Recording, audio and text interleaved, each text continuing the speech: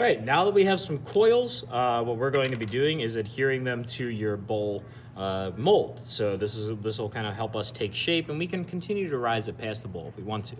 Everybody here will be provided a styrofoam bowl, of which the very first thing I want you to do is write your name on the back. Sharpie will be provided in class.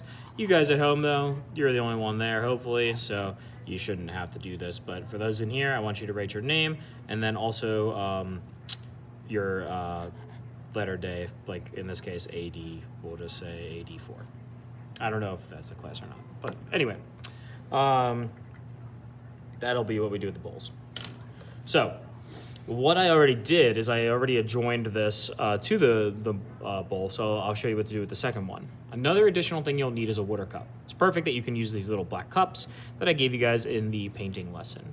You'll need this because you'll need the clay to be wet as you join it together. So let me sit down here and kind of get ready and show you the next little bit. I kind of want to measure this out before I really go into it. So I pinched off this little bit of my coil because I really only need that to fit in there.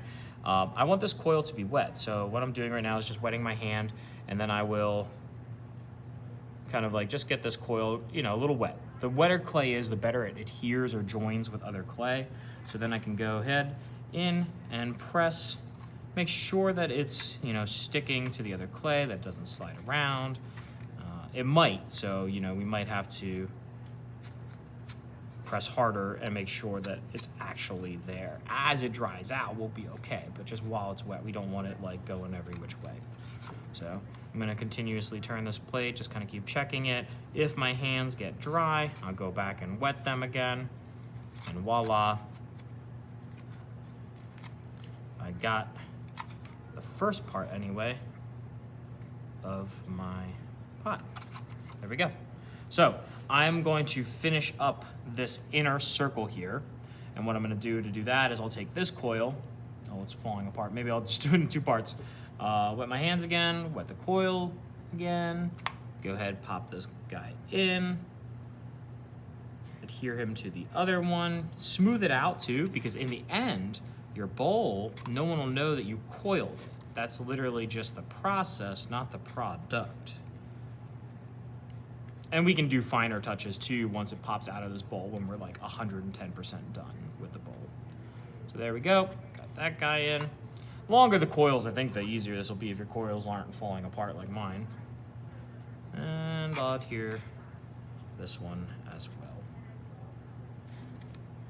After this, I'm going to stop the video. I will update you with a final image of what it looks like when you're done the base.